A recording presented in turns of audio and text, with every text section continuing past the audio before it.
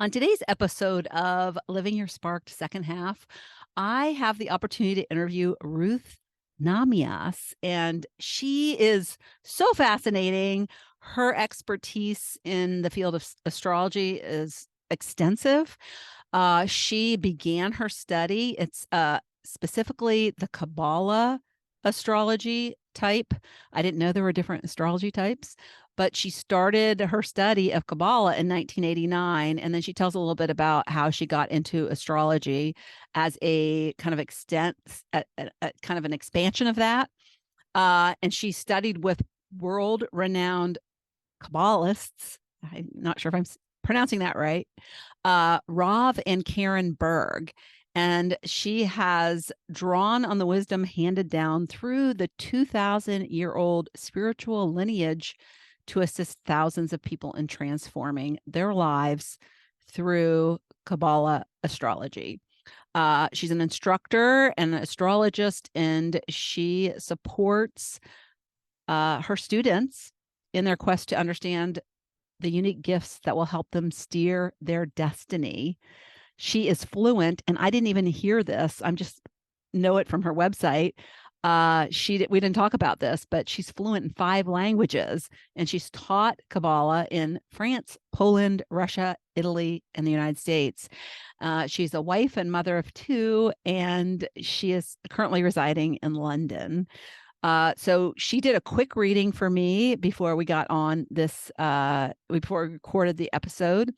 And I had some really interesting realizations from that, which I share. So it's really interesting. We talk a lot about just different ways that you can use astrology. You might not believe in astrology, might not know anything about astrology.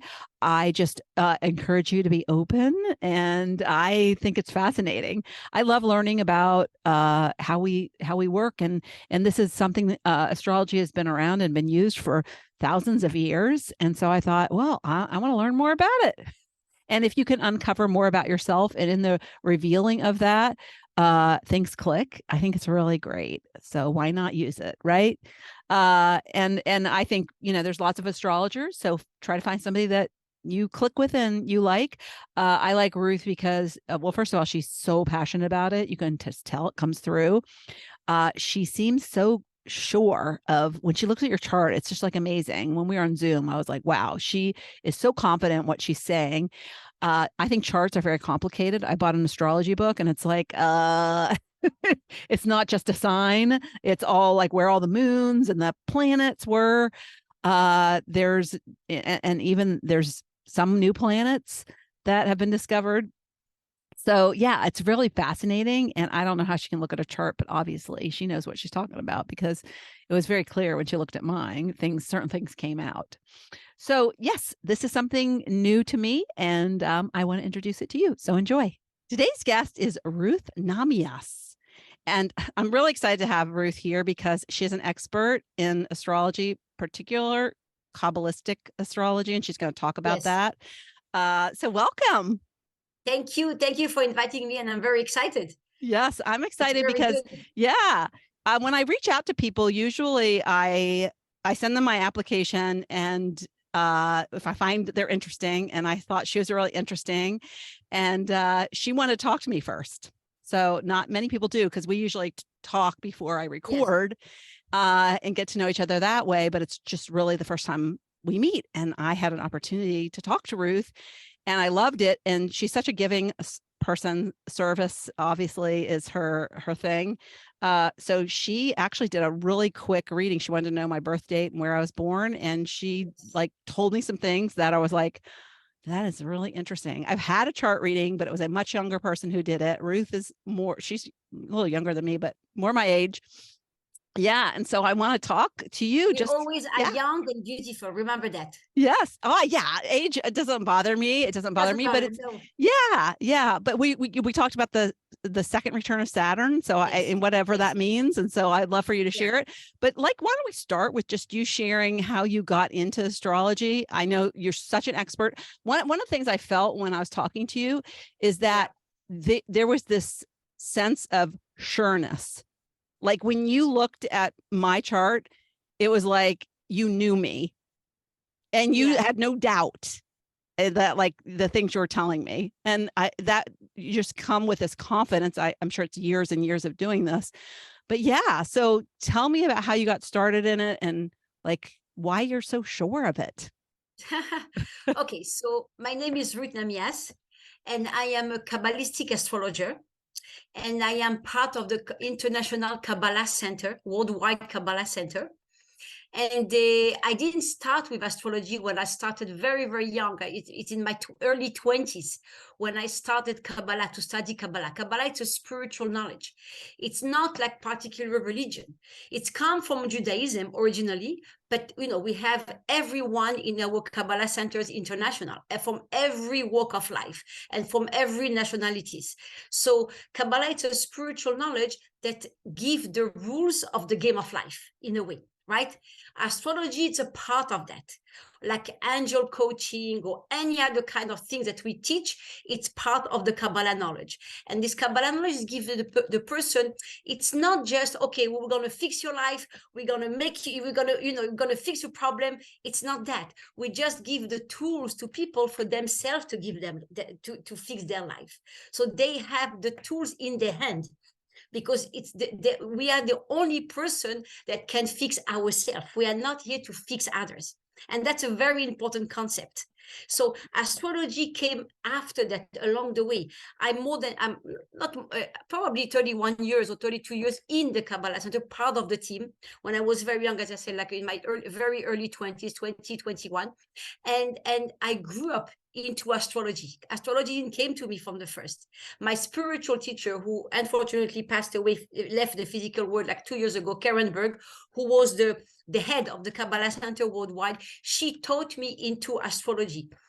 One day I was in my probably 15 years ago, I think, or 12, 15, 16 years ago, I wasn't feeling good. I was like saturated from work. And, we have those down moments in life. And she just came to me and said, you know what, Ruth, why don't you study astrology? And I didn't understand. I said, me, astrology? What's the connection? And she said, I think you will be very good. And I started, and it was the magical moment. Like when two pieces of the same puzzle connect and fit into each other, that was exactly that. So I knew I found my vocation, my path, my calling. And because I had this spiritual background with Kabbalah, because I was a teacher, I was helping people with spiritually coaching them. So it helped into even deeper into astrology. And you got the feeling for me that I have a real, how do you say, assurance, right? When I talk to people, it just comes naturally. It's like when I see a chart, I see the soul of the person. Yeah. And it's exactly like I feel like I might be wrong sometimes, maybe with little details or dates or not really accurate with date. But I guess the whole overview, it's exactly because what we explain in Kabbalah, it's like your soul choose the day, the hour, the place to be born. It's not a coincidence. People think, oh, by coincidence, I was supposed to give birth in London and I was in the State and I gave birth to my child in the State. No, because the soul chose to be born in the State. You understand? So there is a reason for everything. So when we see that, and the chart, as you saw last time, is the blueprint of the soul. It contains the past, the present, and the future.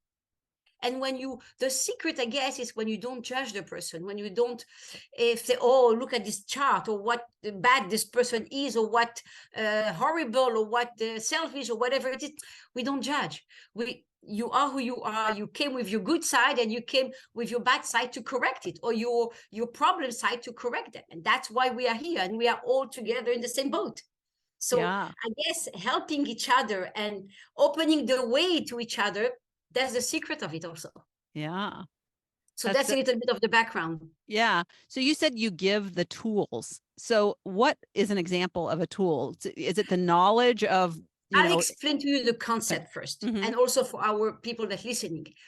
Imagine let's say the guy now, the footballer, how do you call it in the States? The soccer player, right? Soccer, yeah. Soccer player, yes. In here we call it football. So let's say, so now Lionel Messi is the best in the world, right? He is. Wasn't that a great is. game, by the way? Yes, exactly. It was amazing. Yes. And so let's take Lionel Messi, who is the best in his field, is, you know, number one in the world. Let's put him in a basketball field. Okay. How do you feel? How do you think he will feel? Uncomfortable, Yes, unsure. exactly. Yeah. What else? Well, that he didn't know enough. Exactly. So he will try to play, make mistakes, not be comfortable enough, right? But you put him in a football field, he will be like a rocket, right? So what made him uncomfortable in the basketball field? What do you think? What gave him that feeling?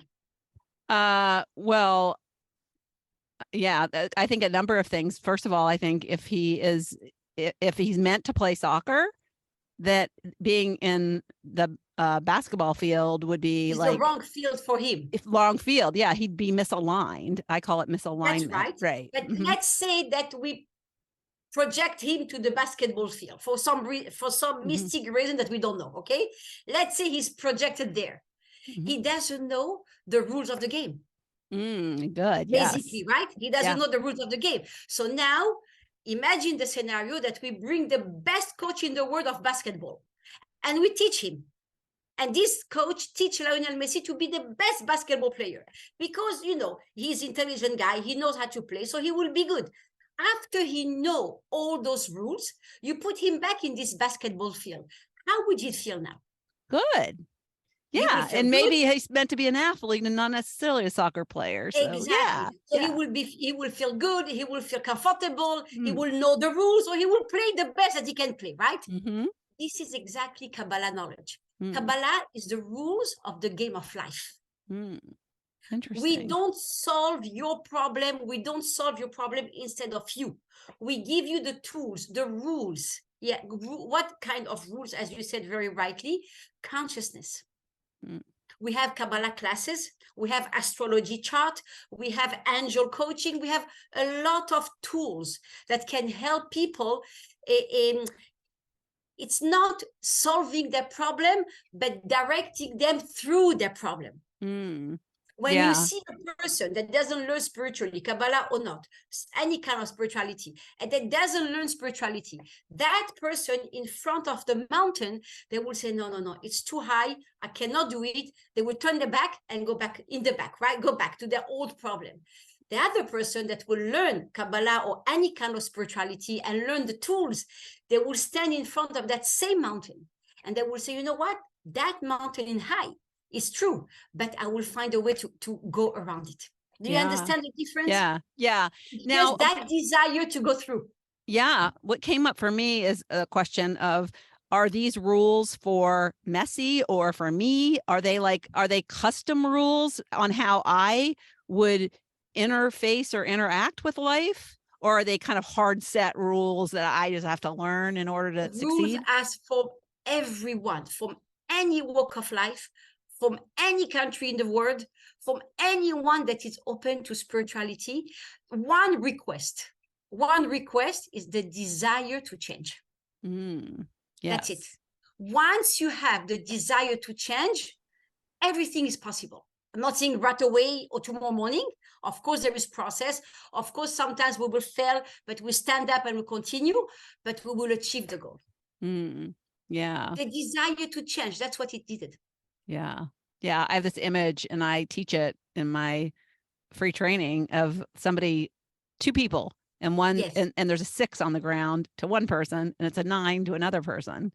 So it's like, be open to looking at the other perspective, like be able to look at it differently, see the other side of whatever it is that's interesting. So one of the things that came up when you did my quick chart read, and I'm going to go deeper with her, so that is to come. I'll share more on a future podcast episode. But actually 3 things. So I'm going to share with you 3 things. And I haven't shared this with her, so I'm doing it right now. After we talked, well, first of all, I was surprised because when I had my original chart read by somebody, she didn't talk about anybody else. And so what I found very fascinating is that Ruth very instantly started asking me about other people in my life and my relationship with them, or things that might relate to them. And so she asked about my ex-husband, which I thought was interesting. And so, I obviously had a relationship, 25 years, very close with this person. Yeah. He was a Leo. And now I'm married to who I think is my soulmate, who I met when I was 18, but didn't marry him till I was, 50 years old. And so he's a Scorpio. And so, yeah, so she knows like how an Aquarius, me, would interact with these people and what my relationship would be like. Yes. But the thing that was like really shocking to me is that she asked me about his health. Yes. And asked how his health was. And I was like, wow, that's super interesting that you can actually, through my chart, get a sense of what's happening to other people. And he did have thyroid cancer. And so I don't know if there's anything going on with his health right now, but I do know that he has struggled, and he had a paralyzed diaphragm. That was before he was diagnosed with thyroid cancer. So he's had some things that he's had to deal with. So that was really interesting to me. And then we talked about my two daughters, and she asked about one of my daughters, and she asked what was going on with her. And what was really interesting to me is the day before, both of my daughters I've given them readings, personality readings as a gift, because I think, learning more about yourself, I'm going to sign them up with you, Ruth, by the way, so you can talk to them. But yeah, I think it's a wonderful gift to give somebody, to like let them go deeper on themselves if they're open to it. Yeah. And so anyways, she had done this personality typing more than 6 months ago. It was within the last year, but it was more than 6 months ago. And I had encouraged both of my daughters to record the sessions. And always, so they would, so they could listen to them back. So I actually, I let her use my phone and to do it. And so I had it on my phone. And the day before she asked me this question, and let me back up. My youngest daughter she's working a corporate job, which she's really good at, and she makes good money, but it's not what she's here to do. I'm convinced it's not what she's here to do. I know that she is a creative soul. She's kind of a planting a seed type of person. She's a person that she's from a very young age wanted to write a book, and she already had an outline for a novel. But she had kids, and she's gone the kind of the path I went, which wasn't lighting me up. And she's just some days just not real happy with what she's doing. And so the day before, she had said to me, "Mom, do you have that recording of my typing session?" Because she wanted to listen to it again.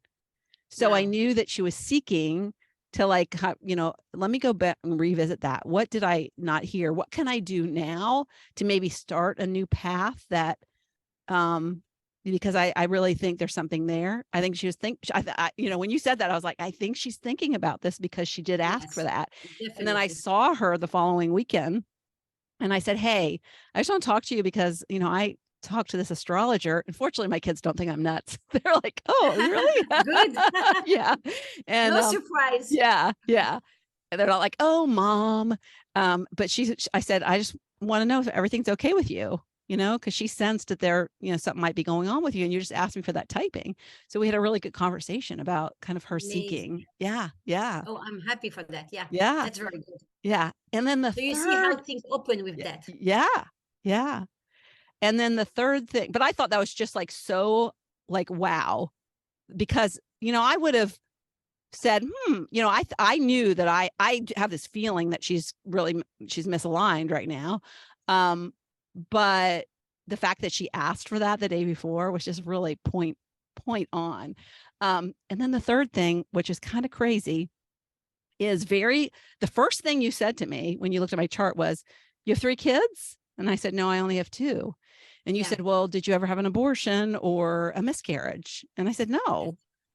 Well, after we talked, I remembered when, after my second child, I had a late period, and my periods were like I actually had periods like less than 28 days. It was so annoying. So it was like 26, 27 days. And I always ovulated early in my cycle. But anyways, my period was like 4 days late. And I was like, I'm pregnant. I think I'm pregnant. And I went to my husband and I said, I think we're pregnant. I mean, I'm late. I'm never late. And he was upset because, he was a police officer and we were struggling at the time with finances and such. And we had 2 little girls, and he was not, real thrilled about it. And it took him a day, and then he came back and he was like, I'm actually excited about it. I'm really excited about it.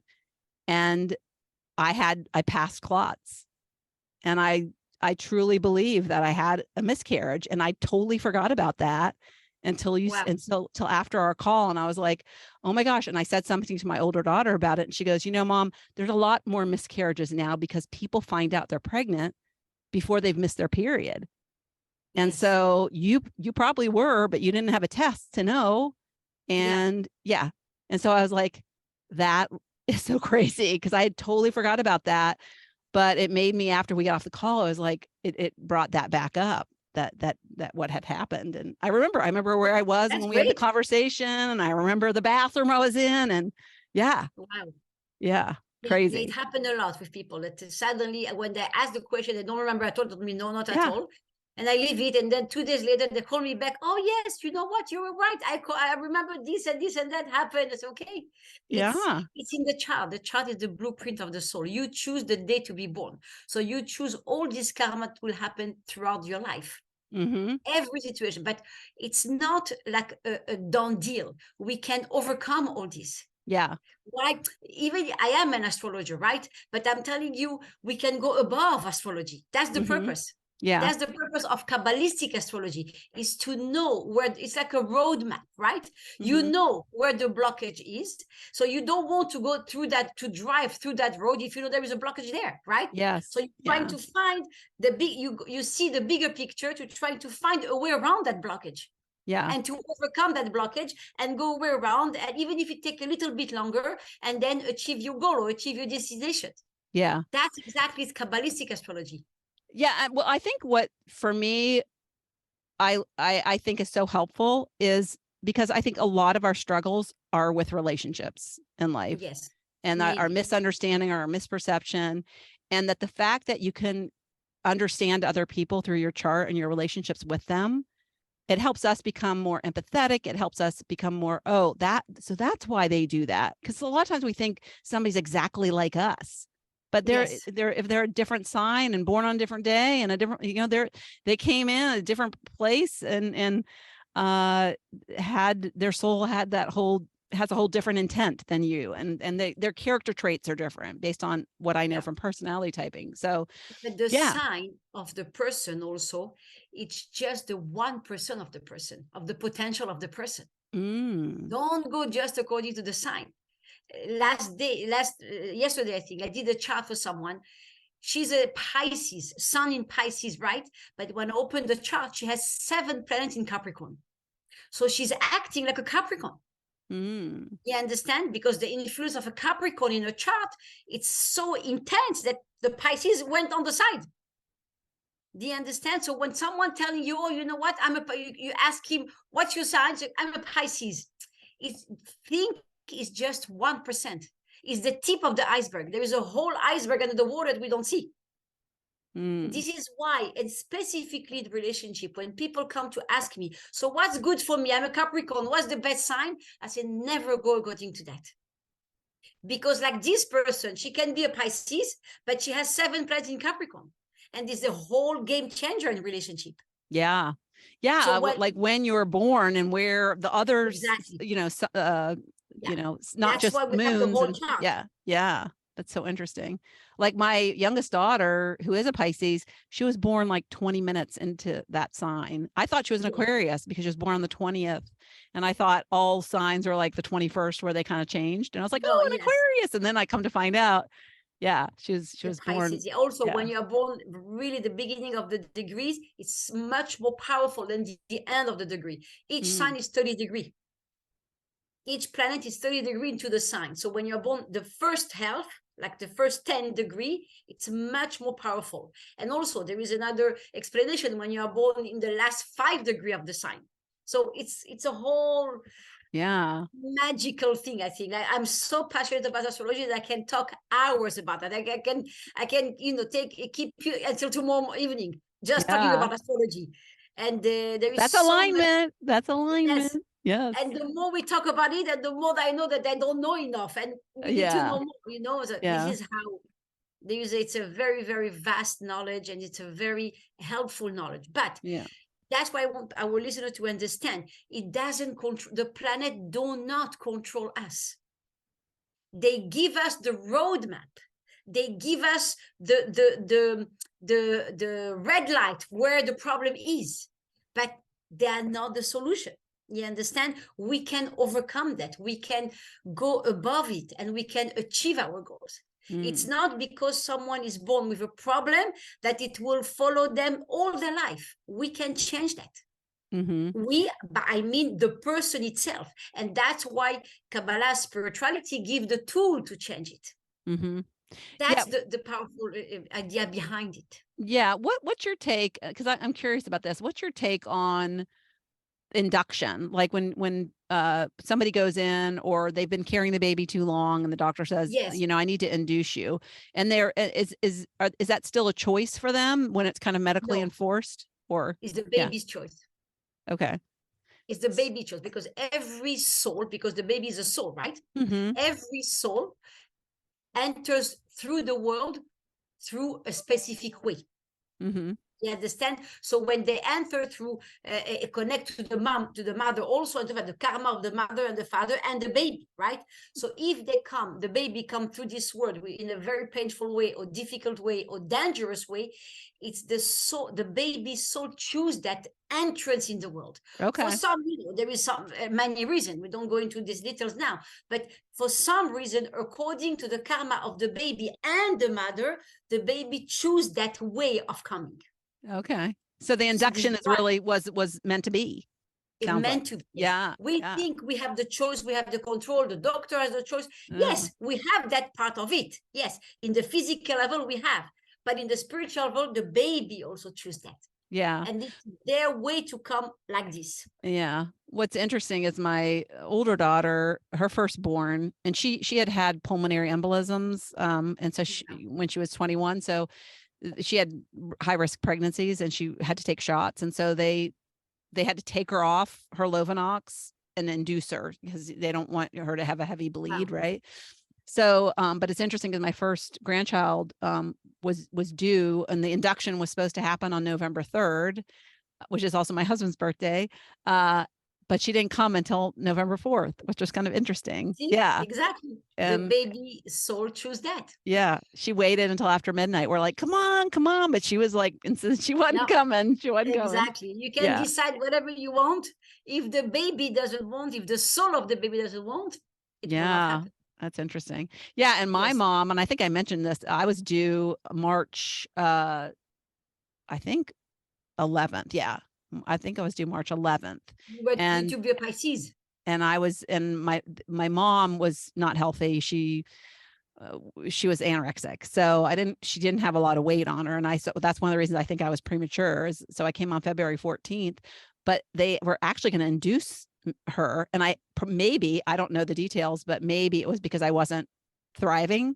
And so they were going to induce me, because back then in 59, they did not induce. But it's funny, because she said she went into the hospital, and I came. They didn't induce me, and so when you say that, you choose like that. You chose. And why sometimes also babies are so lazy to come out. They don't want. They simply don't want. So we can explain that they have fears to take the karma on, to take the responsibility of the karma. Or they have fear to come to this world that they don't know. Up there it's all energies.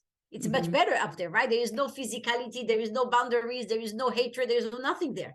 You understand? So every soul is different. Every soul. We have 8 billion souls in the world.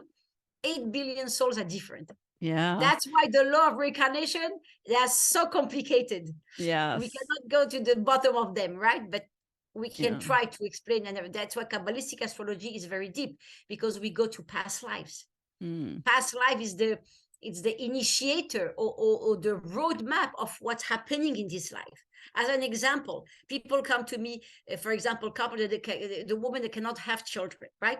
And they tried everything. They went to every professor in the world, every big professor. I have a few people actually, that they went to every professor in the world, and each professor told them that everything is perfect in her body and there is no problem. And they didn't know why she couldn't get pregnant. And when I saw her chart, the problem was in her past life, that one of them was in the Holocaust during this time, and they took away her children from her. It's an example. Everyone is different. It doesn't mean that everyone has the same problem, but as an example. So, but once she understood that in her subconscious, she blocked the fact to have children, because she was afraid if she had children, they would take them away from her again. Yeah. That's what it was in her background of the mind. And once we work on that, that's other tools, meditation, angel, Kabbalah knowledge, spirituality. So she worked through her fears. She got pregnant because there was no physical problem. Yeah. You understand? So this is one of the examples of how you can overcome a blockage. And sometimes we don't know. If she didn't do the chart, she would never know that it's coming from past life. She went to every doctor, every therapy, every psychology, every acupuncture, everything. And nothing worked until she understood that she has to do the work inside of letting go about that fear. And I have millions of examples like that, not just for getting pregnant, for everything in life. That's so once amazing. We understand the blockage, so we can work on that. And I'm not saying, and I'm not guaranteeing that every time there is a result. No, it depends also on the person, on the karma, on how deep is the problem. It depends on a lot of factors. But generally, we can overcome a lot. Yeah. By knowing and by understanding where the blockage is. Yeah. Yeah. That's the point. Yeah. I think sometimes too, it's our mind, until we know there's a problem that we can release, we can't, we just can't get over it. And so, just the identification of the problem, I think, is so key. Can you explain what the second coming of Saturn? Saturn return, yes. Saturn return, Saturn return. Normally we have three Saturn return in life. The first one, it's around 28, 30 years old, more or less, right? So Saturn in astrology, and particularly in Kabbalistic astrology, is the planet of karma. Is the planet of, it's like the policeman of the chart. Okay. As an example, Saturn, for example, will not let you go drive a car without a driving license. Even if you know how to drive a car, even if you know everything, Saturn will tell you, no, go learn, pass your test, and then you can drive.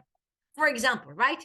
And a lot of astrologers wrongly, they think as Saturn as a malefic planet, as a negative planet, which is not at all. It's just here to put us back on track, simply. Yeah. It's like the guy, Saturn represents the old wise man that knows everything, and you cannot cheat on him, and you cannot, turn his head. He knows everything. Sets things right, Exactly. So, but a lot of astrologers think, it's the malefic planet, negative, which is not at all. It's a wrong interpretation of Saturn. So Saturn take 30 years to go around the zone, 28 to 30 years, depending on the place in the world that you are. So when Saturn comes back to the same position as when you are born, it's a very important passage in your life. You understand? It's like you finish a 30-year cycle, 28 to 30-year cycle, so you go to another 30-year cycle. Now, this passage is very important, and we have to take it in a very serious way. In what sense? Because it's laid the foundation of the next 30 years. You understand? So whatever we do in these 2 years, 2 to 3 years, whatever we do, whatever we change, whatever happen, it laid the foundation for the next 30 years of our life. That's why it's so important. The first Saturn return is when we are 28, 30. This is why usually people wants to get married, wants to change work, wants to change country, want to buy a house, want to thinking, do I have children or do I not have children? Do I buy a house or not? And most of all, if you do statistic, people that got married in their early 20s, they divorce in their early 30s. Because suddenly they see, oh, but I'm not the same person. I don't like this guy, or I don't like this woman. She's not, or he's not for me. You understand? Suddenly we grow up. It's maturity. You understand? That's the first Saturn return. We change everything in our life. Marriage, children, we buy a car, we buy a house, we change country, we change career, we move on. We lay down the foundation for our life for the next 30 years. The second Saturn return, which I think, according to Kabbalistic Astrology, is the most important one. Why? Because the middle of life. It's 58, 60 years old. Okay, so when we go through that, supposedly, when we look back at the last 30 years, we got the husband, we got the children, we got the house, we got the car, we got the career, we got the money. Everything that we asked in our first Saturn return, we worked for it and we have it, supposedly. Okay, more or less. I cannot say everything, but more or less, right? So what's left for the next 30 years? Because the third Saturn return will be when we will be 88, 90 years old, right? So what are we working in the next, in Kabbalistic Astrology, and as I explained, we are working on our legacy. What are we leaving behind us in the world? For the next 30 years of our life, until we will reach 88, 90 years old, we are working on our legacy. We have the house, we have the children. When we will be 60, usually, maybe some exception, we don't think about how can I have children. You understand? Or we don't think how can I buy a house, or how can I have a career. We have all, supposedly, right? We have all that already. Okay, even if some people lose their career, so they build it again, but it's different consciousness. So we want to think, who am I? And usually this is all the questions I get when I do chart for people like that. They say, okay, what is my purpose in life? Why did I come to this world? Where do I go? Where is my spiritual? How can I help people? How can I change my? They want to do something higher, better, deeper. So this is that effect of the second Saturn return. This is a very short introduction because I can talk hours. There's a lot to say, but mainly it's like, how do I deal with my legacy? How people will remind me when, with the help of God, after 120 years, we'll go up there and we say, okay, what did I do? Because up there, when the soul leaves the body, we don't take the house, we don't take the car, we don't take the money, we don't take nothing material, but we take the spiritual that we created. We take the energy, all that energy that we created in our life, the legacy.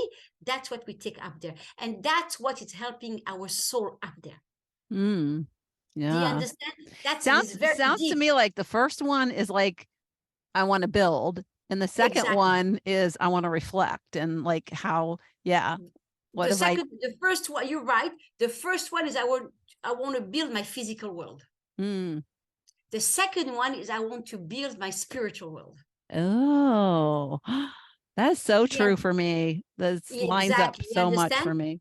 Okay. So one of my questions is, you said this 2-year period, or you're building your foundation. So I'm like, well, I'm going to be 64 soon. Does that mean that it's too late? And you look amazing for that. You look amazing. Truly. Filters.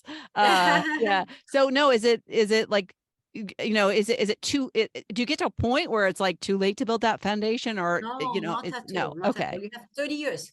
So you're just saying that 2-year period is kind of like the transfer, is the gap of when different people and the Saturn returns for the different people. Okay, got it. Imagine those 2 years we're in a bridge from one level to another. So we walk through that bridge, planting the seeds for the next 30 years. Now, it doesn't mean that if we don't do the work for those 2 years, that we cannot do the work throughout the 30 years. Of course, yes. It simply will be more difficult. Because you're already inside the level. Yeah. It's like you are inside the house. When you are in the house, it's more difficult to fix the house, right? Yeah. Then if you are before and you tell the architect, I want this change, I want that, before you go inside the house, you understand? Yeah. That's the concept. But of course, it's never too late to change. Yeah. My It's interesting husband, because I wonder, you know, yes. is this 2-year period? Like when Saturn returned for me was, do you get feelings like, are you getting like urges like I'm asking what if, I'm asking, oh, I want to, Yes. why haven't I done this, why haven't, is there a soul searching kind of going on during that time for a lot of people?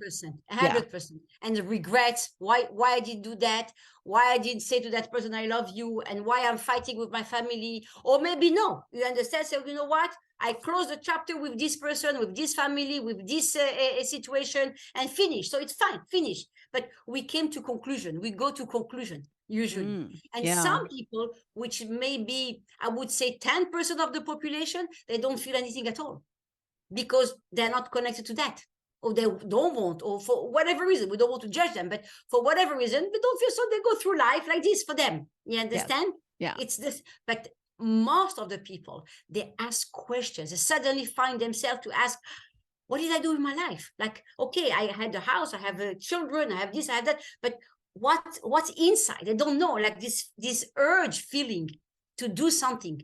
And not just physically. You understand? Okay, let's have another project to get more money. No, usually it's like, how can I help? Yeah. I want to write a book, or I want to help people, or I want to become I don't know, a doctor to help people more. You understand? Things that they want to give. You understand? Usually much more. I started my coaching business like right before I turned 60. So it was like that. So I was building it the year I was 60 and continuing to build it. But it takes a long time for you to think about it first. Yes. So from it started in like 55 to, exactly. Because I started dabbling. Yeah.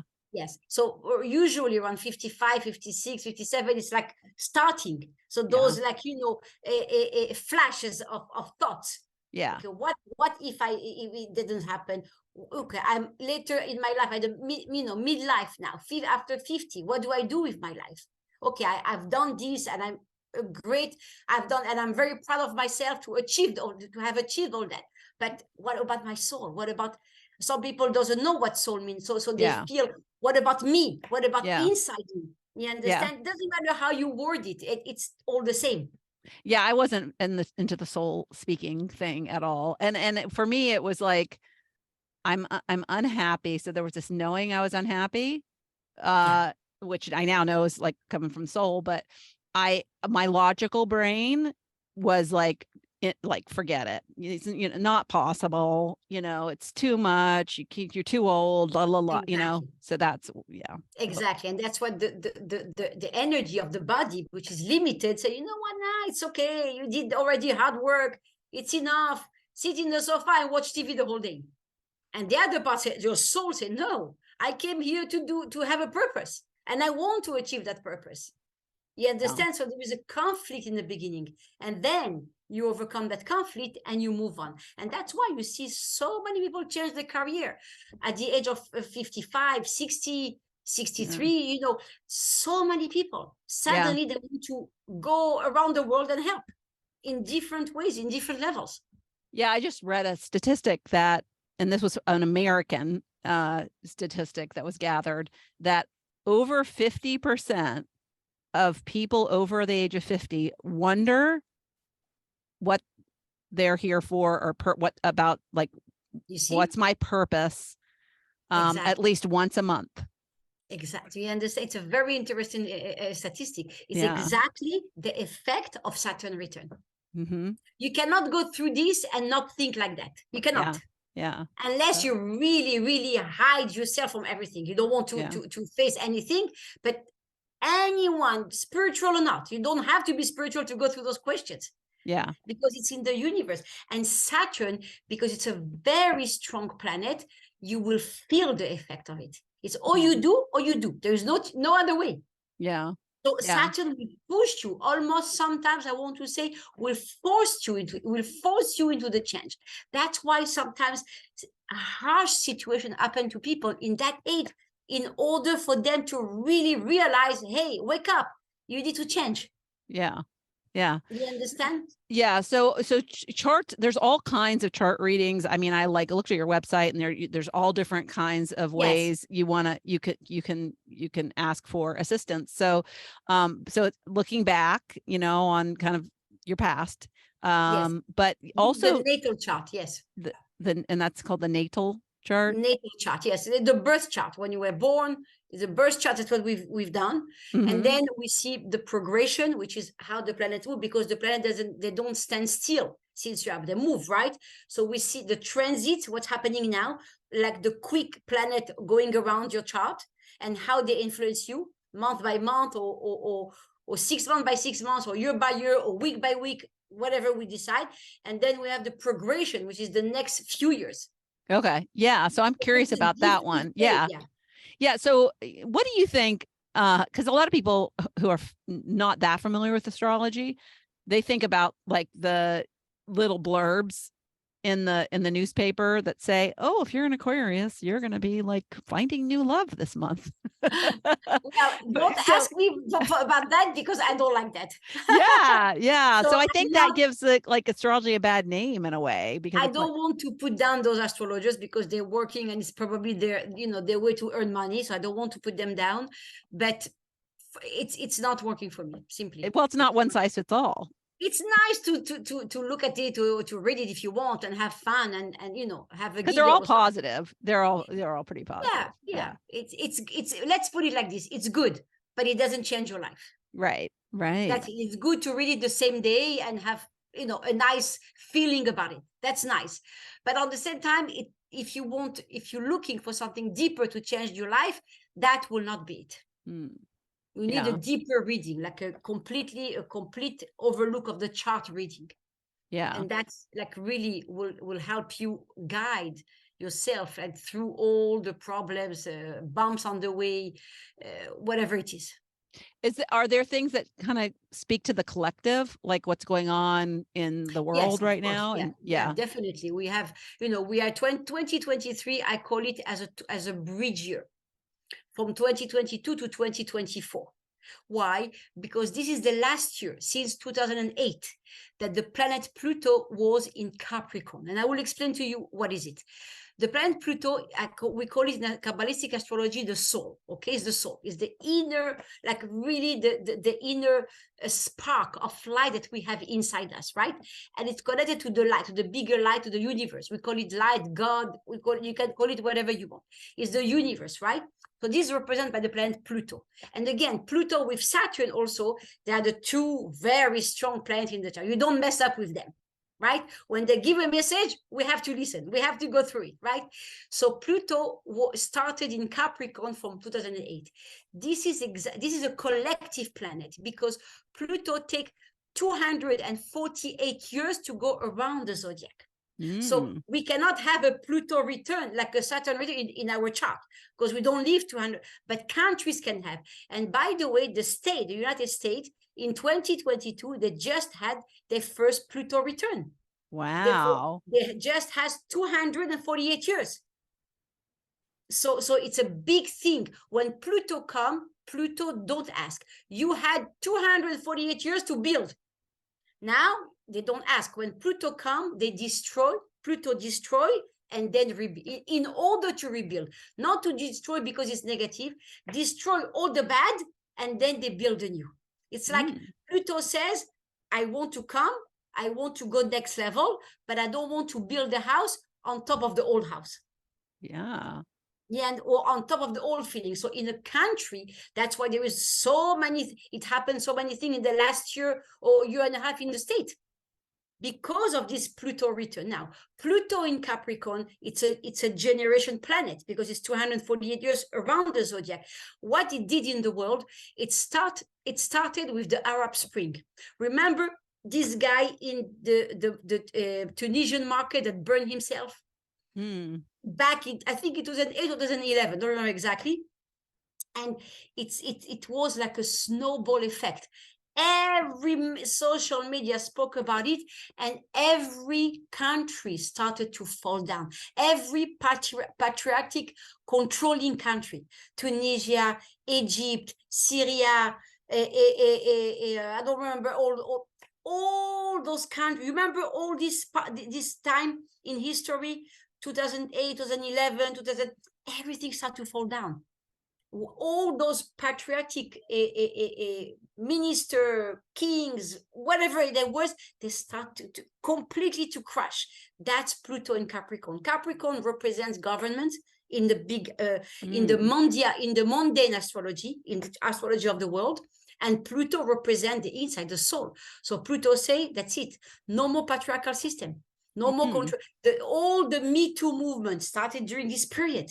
No more controlling, hiding secret. All the sex scandals, they went out. All the bank and financial scandals, they went out. So because Pluto, it's a very, very slow moving planet, it stays in each sign 14 years to 20 years.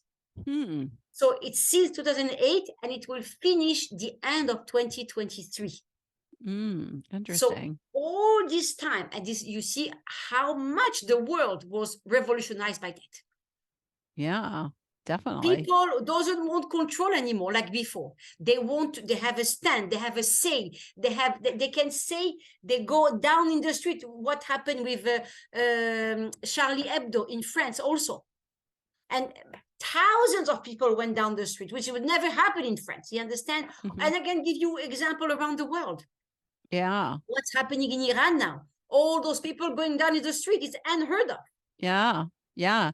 So this is Pluto in Capricorn, and it's ending. Yeah. Where is it going next? So in March now, this year, 2023, we will have a taste of Pluto in Aquarius for 3 months. Pluto will retrograde, like we move back. Of course, it's an optic illusion. It physically doesn't go back, right?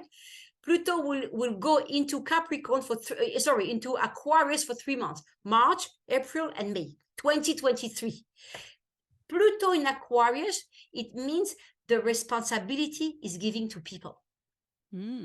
So there will be, of course, the state, the prime minister, the whatever it is, but the people will more and more have the power and have their say. And if you see what's happening now in the world, people have their say.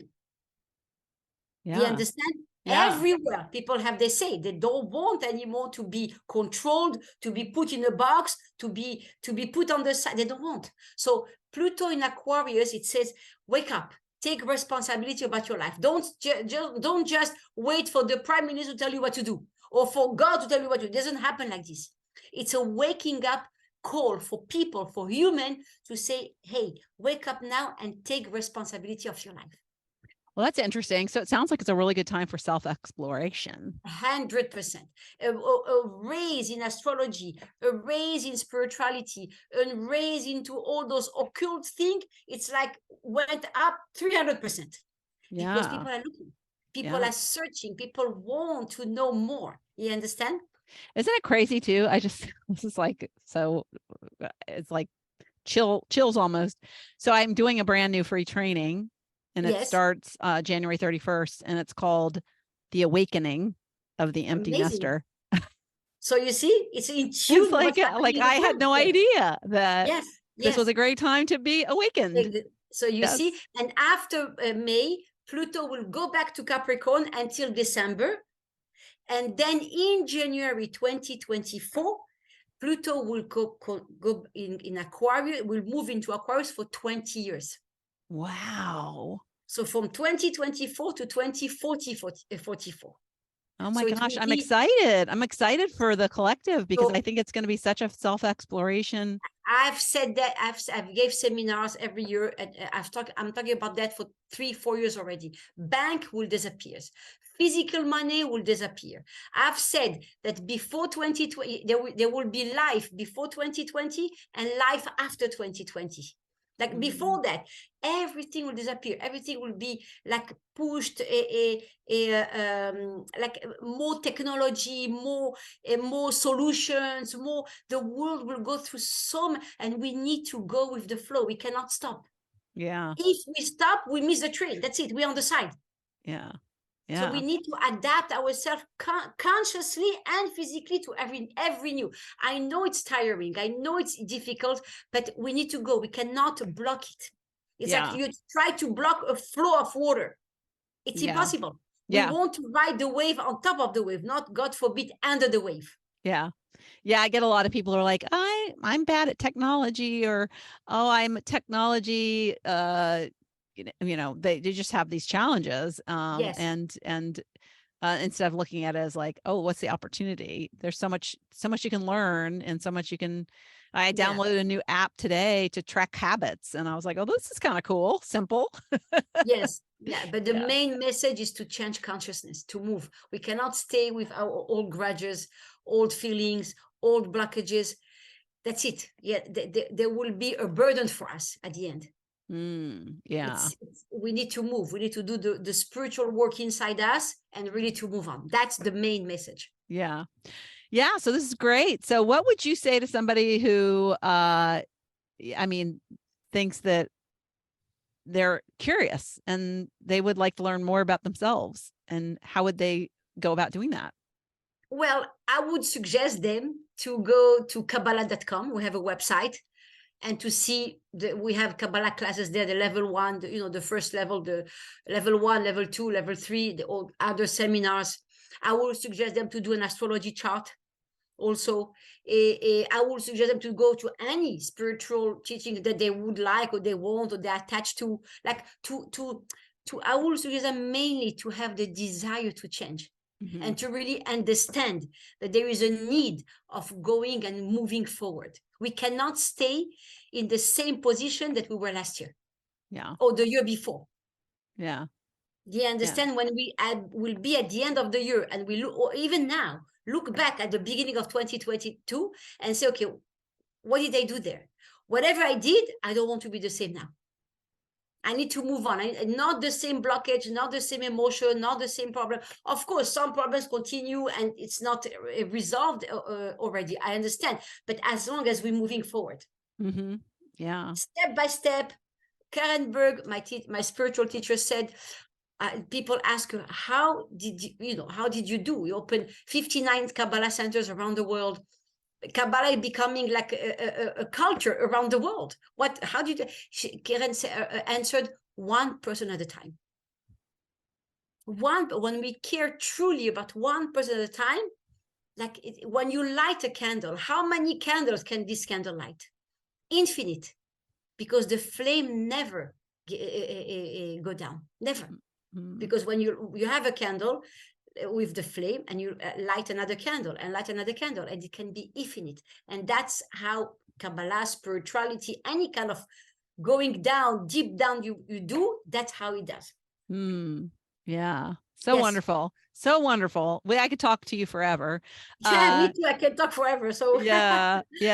Well, thank you. I know you're busy, and I appreciate you fitting me in and allowing me to introduce you to my audience. Thank you for inviting me. I really enjoyed it. Thank you very much. And I'll be in touch. Definitely. Yes. All right. Please do. Yes. Thank you very much. Okay. Bye-bye. Bye. Thank you so much for tuning into the Not Your Average Lives podcast. If you haven't yet, make sure to subscribe on iTunes if you have an Apple device. You can find free resources and learn what else I have going on at the moment that might interest you on my website at notyouraverage.grandma.com. You can also find me on Instagram or Facebook at Not Your Average Grandma. If you liked this episode, it would make my heart so happy if you could leave me a 5-star rating.